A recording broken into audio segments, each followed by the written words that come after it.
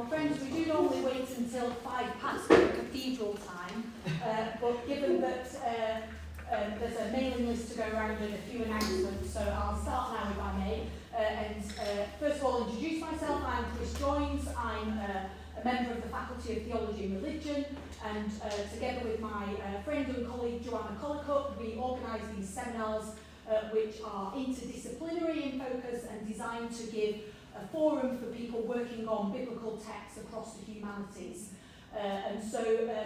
We do have a presence on Facebook, the Centre for Reception and History of the Bible, and on X, formerly known as Twitter. Do follow us there. But if you would like to be added to our mailing list, I'll just send round a sign-up sheet. It's very unobtrusive. It's a reminder every fortnight that the seminars are happening. You'll get the programme each term. And from time to time, we do also sometimes circulate details of publishing opportunities, because one of our seminar members is the literature editor for the Encyclopedia of the Bible in its reception, published by De Gruyter, and he'll from time to time ask me to circulate colleagues to see if anyone wants to volunteer to write on particular themes. So if I can just send that round and then ask at this end if you could send it round on the kind of second row, that would be great. And if you're on that mailing list, you also, from time to time, will get notifications of other relevant events happening that are related to reception history, or also sometimes events that seminar members are involved in. And so recently there was a publication of a colleague, an American colleague who has joined us, who has been working on Eric Routley and has just published a book by him, and she was sending around a discounted flyer for that event, for that volume. And also Roger Wagner, who is in our audience today, also sends us details of some things that he's involved in. And if you were here a fortnight ago, you'll remember that I was plugging the exhibition that he's currently doing at Cookham in the Stanley Spencer Museum, called Everywhere is Heaven, which is Roger's work in conversation with the work of Stanley Spencer. So I do commend that to you. It's running until the 24th of March. Cookham's an hour away, and so do look that up and visit that exhibition. So now it gives me very great pleasure to welcome our speakers for today, and even more joy that we get two for the price of one. And so Dr. Susanna Avery-Quash and Dr. Siobhan Jolley are going to be talking to us on the theme of faith in museums, using images to explore biblical and other sacred texts and wider religious contexts. So Dr. Avery-Quash is Senior Research Curator in the History of Collecting and the Lead Curator at the National Gallery. She's in charge of pre-1900 objects in its contextual collection and responsible for activities associated with its research strands, buying, collecting and display, and also art and religion, and the Women and the Arts Forum. Her research focuses on the study of important private and public art collections, trends in artistic taste, and the historical art market. She is a trustee of the Society for the History of Collecting, TEAMSA, and the Francis Haskell Memorial Fund, and a specialist volunteer for the National Trust, and she's also an honorary research fellow at Birkbeck, the University of London, and the University of Buckingham's Humanities Research Institute. Siobhan Jolley, many of you will have met previously when she came to talk to us about her research on Mary Magdalene. Since then, she's been appointed as the Howard and Roberta Armstrong Fellow at the National Gallery. She earned her PhD from the University of Manchester, looking at reception of Mary Magdalene, and her research interests are in the area of feminist criticism and the reception of the Magdalene and biblical women more broadly. And we're excited to announce her upcoming publication, Reimagining the Magdalene, Feminism, Art and the Counter-Reformation, which is soon to arrive with Bloomsbury. Siobhan's also working on a wider project on creative retellings of women's stories from biblical and related texts, and she's a contributor to the visual commentary on scripture.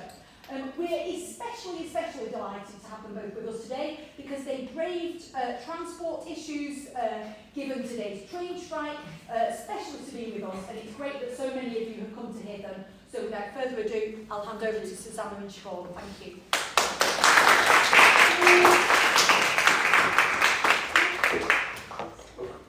Thank you very much, Chris, for such a warm invitation. It's very, very nice to be with you all this evening. Thank you very much for turning out on a cold Monday evening. I hope what Siobhan and I have to say about the work at the National Gallery over the last 25 years will be of some interest to you, and I look forward to the discussion at the end of our talk. Well, I think a common perception is that there's a general lack of interest these days in religion, that the church congregations and clergy vocations are falling, and that our society is essentially secular. That impression would seem to be confirmed within the narrower confines of the art world by such data as the National Gallery's survey of the top 20 paintings during lockdown, which revealed that the painting with the highest numbers of views was Jan van Eyck's Arnold Feeney portrait, followed by Holbein's Ambassadors and Van Gogh's Sunflowers. Other visitor favourites included landscapes, mythologies and genre scenes, such as Turner's The Fighting Temeraire and his Rain, Steam and Speed, Constable's The Haywain and Monet's The Lily Pond, Botticelli's Mars and Venus, Titian's Bacchus and Ariadne, and Velázquez's Rugby Venus, and Vermeer's A Young Woman Standing at a Virginal. Of the top 20, only 2 were nominally religious works, these 2 here. Leonardo's very enigmatic The Virgin of the Rocks and Caravaggio's The Last Supper. Yet Neil McGregor, a former director of the National Gallery, when he gave the most recent Ibn Arabi lecture at the Woolf Institute in Cambridge on the 8th of November last year and talked about faith in the museum, he argued that things were a bit more complicated than this one-sided account might suggest. He spoke of a growing discrepancy between, on the one hand, the secular tradition of most European museums, exemplified by the situation in France, which as heirs of the Enlightenment have seen themselves as secular civic spaces and have operated deliberately outside the religious realm, and on the other hand, the civic world radically changed in recent years, such that religion is now politically centre stage, whether one thinks about India or Russia, Turkey or the United States, for instance. For the 21st century museum directors like McGregor, and especially perhaps those in charge of institutions dealing with world cultures, like the British Museum, which Neil led before retiring, they have to consider in a way unimaginable a generation ago the question of how to show religious art and whether you can continue to do so without, as he put it, quote, exploring the thought world which shaped it, or, another quote, present objects of faith without in some measure endorsing the assumptions they embody.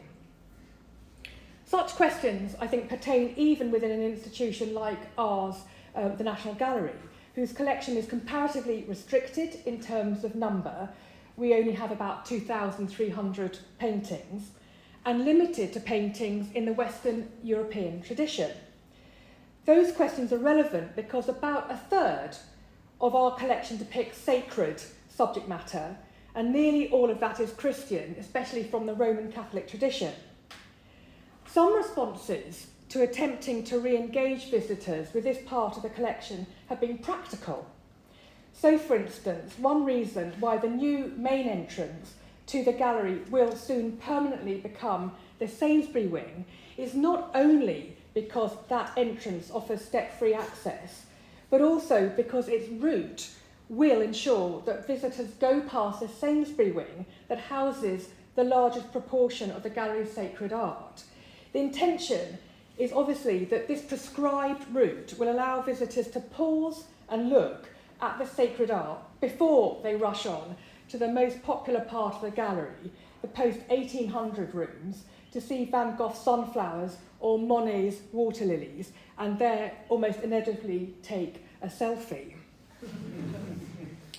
So in what follows, I want to share an overview of the ways that the gallery has, in recent decades, put resources into making its religious art more understandable, even relatable, through its interpretation, so it may engage with ever more diverse 21st century audiences, many of whom may not now profess allegiance to any religion, let alone Christianity. So over the 25 years that I've worked at the National Gallery, I have witnessed or been involved with certain projects which might be called milestones along this particular journey. And I wanted to point out in particular some of the more interesting, perhaps pioneering ways that colleagues, often in partnership with other institutions, have brought images and sacred texts, including the Bible, together to draw fresh attention to a work of art's making and meaning. So the first case study I wanted to share with you is this one here, Seeing Salvation, the Image of Christ, that some of you may remember, which the gallery mounted in 2000 during the directorship of Neil McGregor and under the auspices of the Italian and Spanish curator Gabriele Finaldi, who's now our director, of course. I was privileged enough, as a much more junior curator then, to be involved with a team of 6 on the project. I well remember the naysayers who warned against such a bold enterprise of putting on anything of a religious kind in a secular public museum, even for the millennium. To save what some predicted would be a PR disaster in terms of visitor numbers and sales of exhibition catalogues, the show was free and the catalogue was heavily subsidised. In fact, Seeing Salvation turned out to be the greatest blockbuster the gallery had ever put on to date, with proverbial crowds queuing round the block. And another record is that the catalogue remains in print and on sales in our shops a quarter of a century after the show is finished. So I've got several editions on my bookshelf because as an author we always get the latest edition, and it's incredible that I've got sort of 3 different versions of the cover because it's still going strong 24 years later. The success of Seeing Salvation resulted in several scholarly analyses. The theologian Graham House's book, The Art of the Sacred, An Introduction to the Aesthetics of Art and Belief of 2007, for instance, included a chapter that sought to explain Seeing Salvation's popularity with the public. While he noted certain factors playing some part, the fact that it was free, its extensive and positive media coverage, and its effective promotion by and through the church, he concluded that what made a substantive difference was the impact that viewers described the exhibition as having on them. House plotted a spectrum of, quote, richly variegated visitor experiences and proposed 2 conclusions. First, one, that in an overwhelmingly secular age, it's still possible to pick up signals of transcendence, he wrote. And the other is that the relationship between religion and the visual arts, and especially between aesthetics and religious experience, is not necessarily as tenuous or problematic as it is so often presumed to be. I want now to suggest some of my own reasons why Seeing Salvation was considered unusual at the time, and what may be considered some other related reasons for its success. The exhibition aimed to show how the figure of Christ has been represented in Western art and cultural tradition, and to explore the power of the religious image within that tradition. It also sought, as the catalogue put it, quote, to demonstrate that modern secular audiences can engage with the masterpieces of Christian art in an emotional as well as on an aesthetic or a historical level.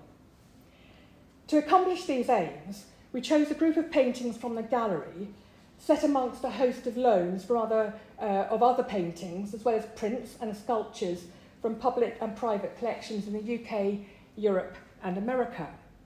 The topic was teased out in various different sections, some exploring various non-biblical elements, such as the images of Christ himself and signs and symbols of Christ, for instance, the Chi Rho, and even some visualizations which emerged over time to illustrate complex theological teachings about the nature of Christ, such as his dual nature. Other representations were far more straightforwardly based on passages found in the Bible, such as metaphors of Christ's mission as light of the world. So we represented that, for instance, by one of the versions of Holman Hunt's Light of the World, or as the Lamb of God, or depictions of significant episodes from the life of Christ, especially from his beginning of his life, his birth, and the end of it in his passion. Seeing Salvation arguably held public attention, partly because of the groundbreaking way it spoke about the exhibits. The catalogue and labels, as well as the accompanying sound guide and related series of films, did not focus on traditional art historical or connoisseurial concerns, such as attribution and dating, but rather sought to open up in fresh ways for public engagement. The presentation was thematic, with throughout a sensitive contextualisation of the objects, so that the viewer might come away with a greater understanding of the world in which the work of art had been made and the function it originally served. It brought home the basic yet often overlooked point that works of art were not created to be displayed in museums and galleries, but had colourful pasts. Seeing Salvation sought to share what those other worlds were, to bring alive what it would have been like for a visitor to encounter a particular object in a context of worship several centuries ago. Instead of delivering a sermon, the gallery told lots of stories and encouraged lots of quiet looking to open up the worlds in which this art was made and whose ethos it contributed to. A fundamental point made at the time and again in the catalogue and the labels, through comparison of what the artist depicted and what was said in the original sacred text, usually the Bible, was just how much artistic license the artist took to expanding on the meaning and impact of often quite concise texts. We explained time and again how this liberality, if you like, in interpretation was accepted by the church in order to give viewers moments to pause over and reflect on the story being told in front of them, which in turn was hoped would move them deeply and deepen their faith. I said, for example, as much in the entry I wrote for this charming, little-known predella, a part of a predella panel by Ugolino Di Nerio of the deposition. So I went around describing the picture, but also how, even though it's such a small scale, probably the congregation wouldn't really have seen it from way back in the church, but the priest who was celebrating Mass would have had this very poignant view right in front of him as he faced the altar to raise the elements of the Mass, and how important images like this would have been to confirm and strengthen his own faith. Many visitor comments pointed out how they felt some kind of revelatory encounter in the exhibition. One person wrote to Neil McGregor, for instance, "Thank you for encouraging me to go into sections of the gallery that I usually ignore, i.e. religion, and helping me to appreciate works of art that I would usually walk past hurriedly to get to my favourite periods." And another person wrote from the opposite end of the spectrum, confessing to Neil, "I came to this exhibition as a Christian, but now I wish to visit the gallery as an art lover in training." Another point that clearly emerged from the letters that the director received was that visitors were grateful for the new tools of interpretation on offer, which they felt helped them to understand the exhibits better. Since 2000, the gallery has continued to put on more exhibitions which, following the precedent set by Seeing Salvation, have likewise sought to investigate in a transparent, informed and engaging way the religious content of its pictures and other fields of inquiry that fit into that. If anything, I think the challenge of advocating for this form of art has become greater, not least because the number of people who have even a working knowledge of Christianity has declined sharply over the last 2 decades. But on the other hand, the toolkit of ways into our paintings have expanded, with the birth of the digital world since 2000. Indeed, each exhibition of religious art since 2000 has been careful to offer a rich variety of themes, as well as a number of entry points into them in order to capture the imagination and interest of as many different types of visitor as possible. An art historical research question remains usually the starting point, but other questions have also been addressed in multifarious ways. Sacred Made Real and Devotions by Design are two little exhibitions I'd like to draw very brief attention to. The first one, Sacred Made Real, Spanish Painting and Sculpture, 1600 to 1700, perhaps some of you saw it, was mounted in 2009 to 10 and was intended as a landmark reappraisal of religious art from the Spanish Golden Age, proposing that far from being separate entities, the arts of painting and sculpture in 17th century Spain were linked and interdependent. A novel emphasis was to explain how the sculptures were created so that the viewer might better understand how the artists were able to heighten the illusion of reality and so make the viewing experience more affecting. Another focus was around the bigger question of why the objects were created in the first place. Visitors were taken on a gentle intellectual journey back in time to the Spanish culture, the Spanish Counter-Reformation, and made aware of the religious conflict between the Roman Catholic Church and the new form of Protestant Christianity, and how in response the former encouraged artists to bring the sacred to life, and by reviving the Roman Catholic tradition of emulating the saints, sought to reignite faithfulness to the Mother Church. The multi-perspectival approach to engaging visitors was used again in this later exhibition, Devotion by Design, Italian Altarpieces Before 1500. This was an exhibition that we put on in 2011-12 that sought to display altarpieces to introduce audiences to a type of work in which our collection is very rich and yet often overlooked because at first glance to many visitors today they may seem a bit remote or irrelevant. The underlying question that this particular exhibition addressed was strongly art historical, namely how the form and style and type of altarpiece in Italy changed during the late Middle Ages and early Renaissance. Its success, though, I think, was due once more, however, to the fact that a variety of approaches was adopted to address the question, and because the presentation of the material was highly original yet sensitive.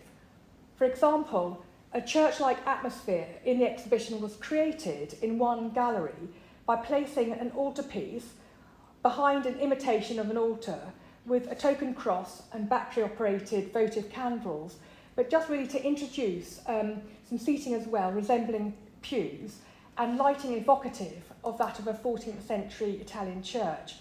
These elements added to an experiential element to the exhibition and allowed visitors in a direct way, but a sensitive way, that was saying you're still in a secular space, to get some sense of what it would have been like to view altarpieces several hundred years ago in a church setting, rather than, as they are so often experienced today, in a context of a denuded of their religious significance and purpose.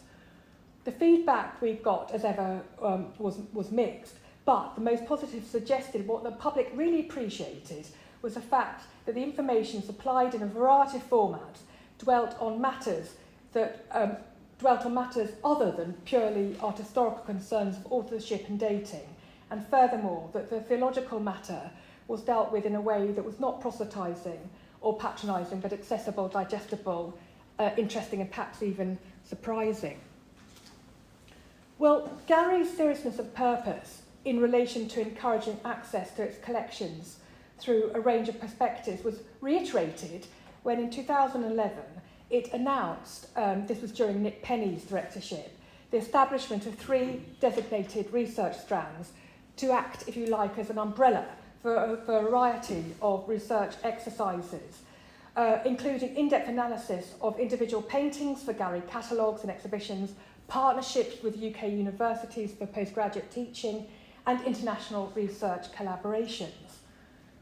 Their combined purpose was to address the basic questions concerning how, why and when, where and by whom the gallery paintings were made, who commissioned and collected them, how they were used, and what did or do they mean. One of the specified strands was and remains art and religion. The other two, and Chris mentioned in the introduction, being the making of meaning and buying, collecting and display. The art and religion strand has carried forward the modus operandi of seeing salvation, that model in various ways, and not exclusively through temporary exhibitions. One significant early milestone for the art and religion research strand was the setting up of a partnership with a centre for the arts and the sacred at King's College in the University of London to address a groundbreaking new master's course in Christianity and the arts, and this is just a shot of our website page for that, which is now over a decade old and going from strength to strength. The programme, I think, is unique in the world, being a partnership between a major art gallery and a Department of Theology and Religious Studies, offering an interdisciplinary approach to engage the visual arts in dialogue with religion, ethics and philosophy, demonstrating how images can add richness to the way we engage with pressing secular and religious issues. An art and religion fellowship was established at the gallery with funding from Howard and Roberta Amundsen. The post holder, and Siobhan's our latest fellow, is employed to teach on the course. Two of the modules taught in the gallery in front of the paintings, which the students very, very much enjoy, an exercise requiring and advocating an unusual interdisciplinary sensitivity to the way that theology and art history intersect and can converse. In 2014, the partners agreed to make some of the cutting-edge teaching material more widely available. Consequently, the research behind the module Art as a Theological Medium was refashioned to create a series of 10 short films about John the Baptist in art, which have been released onto the National Gallery's film channel to great acclaim, so that many more people than just the cohort of MA students may enjoy this research and this resource. A new milestone that has been the establishment in 2012 of an art and religion curatorship that extended the established fellowship to allow the post holder to create and deliver a public-facing project based on the National Gallery's sacred art. This was something I really pushed for because I felt that the MA course was going extremely well, but all the lovely content that was being produced was really channeled mainly into the cohort of master students. And I felt that all of the work and energy and new research being created should also be given a public-facing output. So the fellowship was extended to a curatorship, and it allowed all the work that the MA had been generating to be augmented and channeled and articulated through a range of platforms to reach far broader audiences, which is, after all, what the public institution like the National Gallery should be doing. So to date, the end results have included further exhibitions and films and publications and some digital content. And I'd just like to give you a quick flavour of the breadth of these products for you now. I show you here what our second post holder, Chloe Redaway, who some of you will know, I think she's addressed this lovely seminar. She called it the audacity of Christian art, the problem of painting Christ. And she addressed it in a series of 7 films, which remains available via the National Gallery's YouTube channel, so do take a look if you're interested. Her series explored the theological and artistic challenges, as she put it, involved in painting Christ as fully human and yet fully divine, and reveals some of the ingenious and surprising ways in which Renaissance artists responded to that challenge. Throughout the series, there was a strong emphasis on taking a long, close look at individual paintings, encouraging viewers to home in on some of the details which particularly astonish. There have been 2 subsequent projects that have involved digital technology as a pioneering way for the gallery to engage with audiences and its sacred art. The first of these initiatives was Dr. Rebecca Gill's Virtual Veronese, a project of 2022 that I had quite a hand in because Rebecca went on maternity leave, and I was very happy to step in and see it through to completion. So what we did was we took a National Gallery painting of Veronese's Consecration of St Nicholas that you can see in the background there, and we put it back into its original chapel setting. So visitors to the gallery were able to experience, using virtual reality headsets, a free 20-minute experience of the painting as it would have been seen in its original church setting of San Benedetto al Po, the Abbey Church, one of the largest and most important Benedictine abbeys in Europe, where it was commissioned in 1561. So to evoke how audiences would first have seen and experienced the altarpiece, we thought a lot about the lighting and the soundscape for our virtual reality experience. So just for example, we allowed visitors to the experience to hear the music that was the same that would have been performed by the monks nearly 500 years ago, as we commissioned a recording of an all-male choir to sing a piece of Gregorian chant taken from a chorale book that was produced in San Benedetto al Po in the 1560s, and therefore was contemporary with Veronese's painting. In terms of interpretation, we took two different storylines with a different narrator to develop and explain the complex matters to do with the theological commission and symbolism of the picture. So one avatar was of Rebecca Gill, and she gave a more straightforwardly art historical account of the commission and iconography. And then the second avatar was produced of Abbot Asolo, who was the abbot of the monastery who actually commissioned the painting, and he's shown in Veronese's paintings. We've got an actor who we thought looked vaguely like Abbot Asolo, and he gave a more creative account of the meaning of the painting in terms of the Reformation history. Virtual Veronese exhibition was quite radical, and the head of digital at the time, or he still is, Lawrence Charles, says, and I think he sums it up quite well, Virtual Veronese has enabled us to understand how immersive storytelling can add depth of experience, meaning and emotion to gallery visitors' engagement with a painting. Interestingly, the project was recognised by the Government Department for Digital Media, Culture and Sport and by the Arts and Humanities Research Council and Arts Council England as a key example of the successful employment of digital technologies in the cultural sector. And I'll tell you about the other digital experience in a second, but just to keep things in a chronological order, I wanted to mention the penultimate art and religion project that I've been leading on, SIN, that proved to be another milestone in our journey, because in this case it took on a life of its own and developed into something far bigger than we had originally conceived it might be. Originally, Dr. Joost Joustra thought of this exhibition that it would open up this topic of sin, partly because he felt that it had deep resonance not only for many world religions in addition to Christianity, but was also something that everybody could relate to, whether they counted themselves as religious or not. So the exhibition looked at the complex theological ideas and depictions of sinful everyday behaviour that blur the boundaries between religious and secular art, broadening the question to seeing how artists in the past and present have responded to and in turn provoked fresh thinking on this universal theme.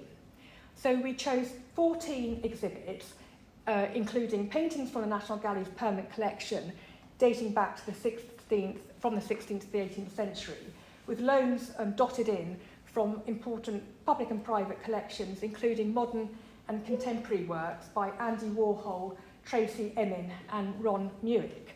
And this, I think, the public really appreciated. The text, as ever, made a point of homing in on certain details to encourage viewers to pause and reflect on what they were looking at and how it might speak to a bigger topic under discussion. So, just to give you one example, we paired up right at the beginning of the exhibition space, The Garden of Eden by Jan Bruegel the Elder, from a loan from a private collection in Hong Kong, with this A Beautiful Adam and Eve by Lucas Craddock, the elder from the Courtauld Institute, because both feature scenes from the Old Testament, which have helped to define the concept of sin in the collective Western consciousness. You know, the moment described in the book of Genesis, where Adam and Eve eat the forbidden fruit from the tree of knowledge of good and evil, and are subsequently expelled from paradise for committing the first sin. So we drew attention in Cranach's painting, for an instance, can you see the way that Adam is scratching his head in doubt, almost, you know, unsure whether to take that forbidden fruit from Eve, and by choosing to accept, he knowingly committed that sin. So we were able, through this work of art, to tease out how this particular painter has broached this complex biblical message in a way that's memorable, interesting, and engages the viewer's interest in the topic in a way they may not have thought about it before. Well, interestingly, or maybe not interestingly, maybe not unsurprisingly, this theme really caught fire, and it caught the imagination of the public and the press, who went nuts over it. Imagine all these sort of things, sin at the National Gallery and all of this sort of stuff. Anyway, I didn't mind that, because it quite quickly led on to the decision that it would make what we call a perfect turnkey exhibition, which basically means it's a travelling exhibition that goes round 4 different venues, whereby a core group from the original exhibition, in this case we had 8 works from it, go round each of the venues, and then the lone gallery adds from its own collection to that travelling group, which is absolutely fascinating, because we went round, you can see the dots on the map, all round the country. Perth Museum Art Gallery, York Art Gallery, the Ark in Winchester, and the Auckland Project in County Durham. Well, 3 of the projects, excluding the Ark, were art galleries, so they could integrate, as I say, and interpret in new ways the gallery's nucleus with relevant works, or relevant as they saw them, from their own collections, and sometimes they added it in a new commission from a contemporary artist or something like that. And so the interactions became very, very lively, and we actually got 4 new exhibitions, in a way, from our original exhibition in London. And we found it fascinating, because we, apart from saying, here's your play kit, here are 8 paintings, it was up to the host institutions to do what they liked with our collection. There were no other remix or constrictions or anything like this. So we found it a fascinating journey to work with the curators and encourage them, but not to impose anything on them. And it was lovely. The only exhibition space that didn't have its art collection was the Ark in Winchester. So it's just fascinating to have the 8 core works in a calm space, and just to allow them to strut their stuff, if you will, in a calm way with no other distractions. But it was a very interesting exercise to see how this worked. The most recent of the art and religion projects I've been involved with was the Fruits of the Spirit. And I'm not going to go on about it very long, because I know that Ayla Lepine came and talked to this seminar group about it. We launched it in 2023. But just to give you a sense of what was going on for those of you who didn't hear her talk, or just as a quick reminder, this was a refreshing experience in many ways, because Ayla decided that she was going to take a verse of biblical scripture, St. Paul's letter to the Galatians, where he talks about modes of good living for the individual or the community, the fruits of the Spirit, love, joy, peace, gentleness, self-control, etc. And what we wanted to do was, again, bring in, putting our works of art in new contexts, in partnership with works from other art galleries. So what we simply did was we chose a painting from the National Gallery, 9 works, each of which exemplified a different fruit, and then we opened up the discussion with UK museum partners, and 9 of them responded, or we chose 9 in response, who chose a work of art from their collection that they thought responded to each fruit. So we made these pairings up for each fruit, And we made this completely made-up space. We deliberately didn't want to make it look like any National Gallery.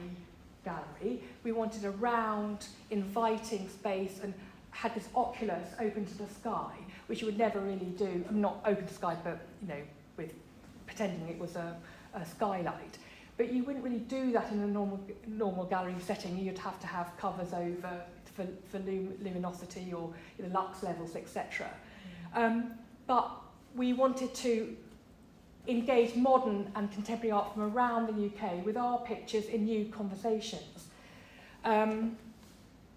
But we also, I think what was particularly novel, and this will tie in with what Siobhan will speak to you in a moment about our new sacred art networks, is we also wanted to really start engaging in purposeful ways with texts from other religious traditions alongside texts from Christianity.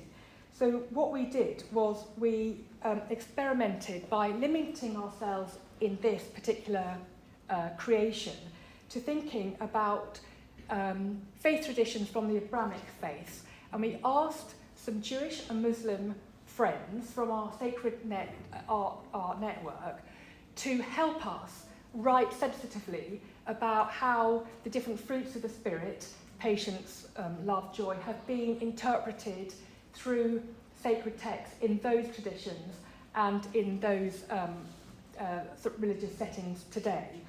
And so, for example, I wrote about this beautiful Rembrandt painting that I wanted to remind you about, Anna and Blind Tobit from the National Gallery's collection from the Apocrypha.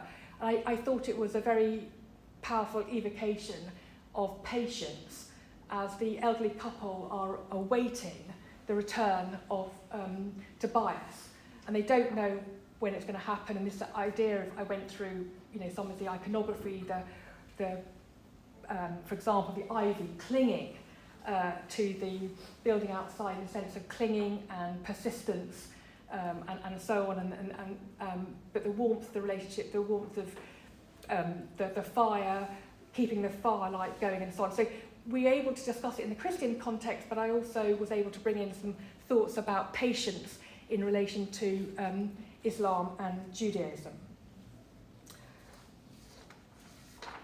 And what was very nice is that I think this appealed to people because it allowed them to slow look at all the details in the paintings and start to engage with their own faith traditions or ones they didn't know about. And people found that quite provocative and I think quite interesting. The other thing that was quite novel about the accompanying online exhibition catalogue was that we actually invited community partners from our 9 UK art institution partners to be involved in writing reflections on each of the fruits of the Spirit. So we got the normal curator from National Gallery, Ayla, or myself. We got the normal voice from our partner institution talking about their painting in the equation. And then we opened it up to a community that we asked a partner who they felt would be best engaged to talk about the particular fruit of the Spirit. And we had some very interesting conversations from a refugee, from young people who had been disaffected through life. We had many different voices coming in for the first time. Some people found it quite odd that the National Gallery could do this. Other people found it quite exciting that different voices were invited to the table to join in the discussion. So that's what I wanted to say to you was so novel about those shows. I'm going to pass you now in just a second to Siobhan to talk to you a little bit more about the final iteration of this journey that I've been on at the Gallery for 25 years, trying to create these new relationships between our religious paintings and texts and communities. So the most recent novelty are these networks that have been established, 2 of them in 2021, that are really intended to be a network for the exploration, research and enjoyment of sacred art, centred around sacred art in our permanent collection, as ever is our mission. The first network is for faith community leaders and theologians, and that's the Interfaith Sacred Art Forum. The second one is more for sort of my immediate peers, curators and art historians, and that's the Sacred Art Collections Pre-1900 Network. Well, each year, both networks focus on a topic that we've chosen, which we think is of some relevance and interest, supported by a couple of paintings chosen from the National Gallery collection as a foundation, as a starting point for discussion by the groups that culminates then in a public-facing event. And the whole thing is driven by a desire to foster new connections, as I said, between sacred art, interfaith dialogue and public life. And I think what I just wanted to say was the gallery has been seen by our interfaith partners as a safe space where all are welcome, with art acting as a creative and non-threatening bridge and as a conversation starter in a place that isn't connected with any particular religious tradition. It's not a church or a mosque or so on. So I'm going to now pass over to Siobhan to tell you a little bit more about the events associated with the first 2 years of these networks, and then present our reflections on, I think, some of the things we've learned from the process and products of the art and religion research strand. Thank you. Thank you. So Susanna's given you, I think, a really great overview of the art, music and literature elements, so it would be remiss of me not to use my own bias to bring in the Bible for the end of our time together. So the networks, as Susanna's just indicated, I think do a really nice job of bringing the research that we do to a more public forum. And as has probably been apparent, and certainly in the subtext of what we've been talking about, we have a heavily Christianized collection. And so the role of the Bible is a constant conversation partner. We organise ourselves across research themes. And so the first theme for the networks, as indicated here, was crossing borders. And the two central artworks that we focused on during that time, I'm using we very generously here because I was there for 2 weeks of this thing, was looking at Orazio Gentileschi's The Finding of Moses, and also in conversation with one of the long loans into our collection, The Rest on the Flight into Egypt. And so obviously these have very, in some ways, straightforward biblical resonances. They're biblical stories illustrated. But actually and if you look on the YouTube channel, you can see the films and things that were produced as part of that. What became really clear from conversations in that interfaith context was that there is actually a little bit of operable space between the biblical text and these images that allow these works to have very different resonances in very different contexts. And so for me, I think the role of our art and religion research at the gallery is to sort of trouble the expectations that our viewers might have of biblical reception. And the conversation that I want to certainly in my work be encouraging people to have is not simply where in my scripture can I find this image, but rather how can I use this image to see my scripture differently, and how can I use my scripture to see this image differently. And so Chris already outed my bias as a Magdalene fan, so we'll shockingly use a Mary Magdalene case study to kind of pick up these ideas, because this is probably one of our most famous works, one of our most recognisable works. And yet, I think it's also a really perfect illustration of how what, on the face of it, appears to be a straightforward biblical painting is in fact much more than that. I'll take you on this excursus via an overview of our other themes. So after Crossing Borders, we began to look at the art of creation. And with that, we had the question, I suppose, of how does art that is not sacred at all speak into these sacred conversations? So we looked at 3 works across that year. We looked at Monet's Floodwaters, we looked at Van Gogh's Long Grass with Butterflies, and Raquel Rausch's Flowers in a Vase. None of these are ostensibly sacred artworks. The theme itself, you could easily have an ecological conversation without picking up these religious notions. But the work that we did across the networks allowed us to bring these things into conversation. And so we were able to look at the text of Genesis, we were able to look at the work of ecofeminist theologians, to have a very different conversation about these works. And especially, as Susanna indicated, people spend a lot of time with Vincent in our galleries.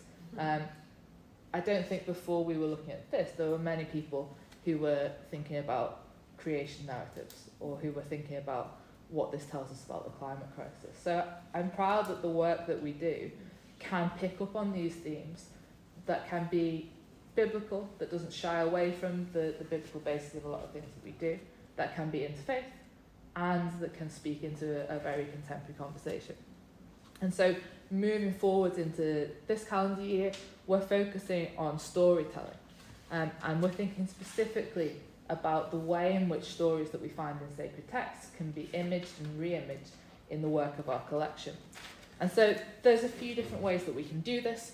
I did warn you that we were going to have a Mary Magdalene excursus. One of them is to really think about the interplay between the written text and the visual. So this work by Savoldo is my favourite Magdalene at the gallery most of the time. I like to add those qualifications so that I'm not held to it for too long. Part of a really interesting series, he paints this subject about 12 times. And on the face of it, it's just a very non-narrative scene. But actually, if you look down in the bottom left corner, then you can recognise the alabaster jar that identifies this as a Magdalene, but also makes us think about the text in the synoptic gospels of the anointing woman.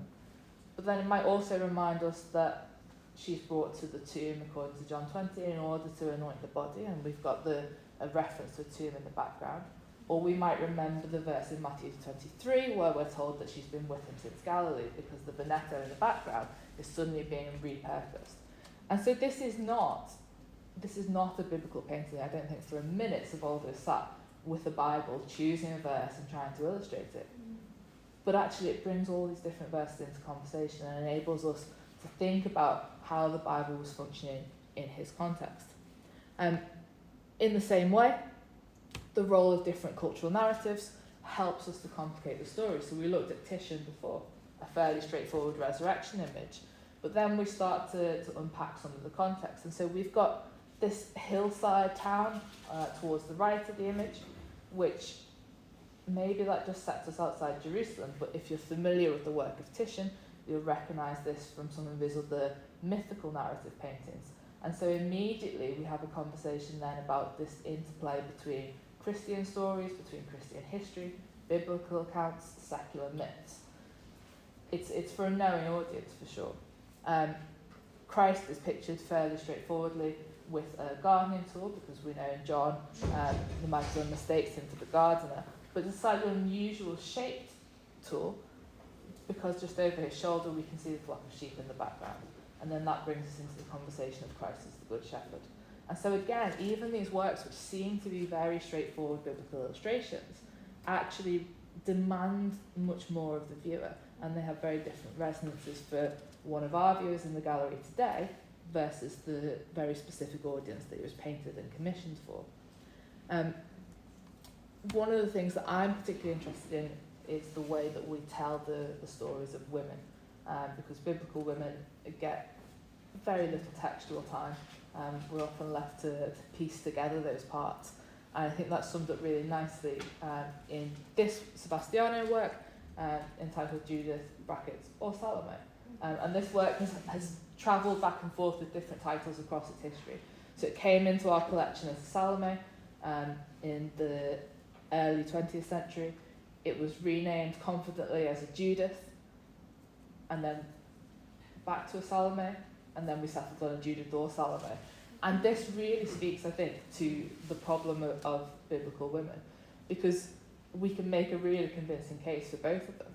So we can see Salome fairly straightforwardly. We've got a woman holding a head on a platter. That platter is in a doorway, in an archway, in a transitional space. It's very typical of how we'd see John the Baptist presented. And so, straightforwardly enough, it's Salome. But actually it's quite unusual for us to see Salome presented with her sleeves rolled up, and it's a much more Judith image to have these rolled up sleeves, this woman ready to battle. And then we look in the background, because we think, okay, well, if it's Judith at the head of Holofernes, then it's probably got to be the morning. And if it's Salome at the head of John the Baptist, then it's probably the evening. So what is that sunset doing for us? Actually nothing very useful at all, because if you look at it as a sunrise, you see a sunrise. If you look at it as a sunset, you see a sunset. But then we call our attention to that very ambiguous structure in the background. Maybe that is a tent. Maybe that is suggesting that we're outside Bethulia, that this is the tent that Holofernes has lured Judith into. And we can almost make ourselves see what we want to see. And actually, I think part of this is exactly what Sebastiano is leaning into. He loves the ambiguity. Time and time again in his half-length portraits, we have this presentation of people as biblical figures or as historical figures. So that's exactly what he's leading us to do, I'm sure. But for us, with a biblical mind, it allows us to really think differently about the intertext, because we very rarely actually compare Judith and Salome. One is our Jewish heroine, another is our Christian villain, to all intents and purposes. And so it's this type of conversation that we want to be having as we start to think about storytelling. I'm really conscious of our time, so I don't want to keep you entrapped here for too much longer. I suppose the key point that I want to drive home is that for us the Bible is really part of the story of art, and it's part of the story of our collection, and we don't want to shy away from that in any way, but we're also proud of the way in which these conversations can be opened up and the different work that we do. And hopefully this is the start of just another interesting phase in this 25-year history that Susanna's really been a part of. So, just by way of summing up then for us, a few general reflection points surface from the brief-ish overview of art and religion at the National Gallery. Firstly, that a work of Christian subject matter can be explored from many points of view, which offer a helpful variety of ways for people to engage. Secondly, that any entry point can be repurposed through repackaging it to reach different audiences.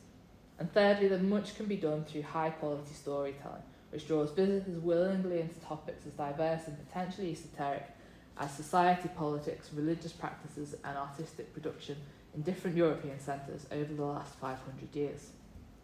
This seminar is concerned with the role of the Bible in art, music and literature, and our work at the gallery and the work still to come is a timely reminder that we're not the only ones. Thank you so much.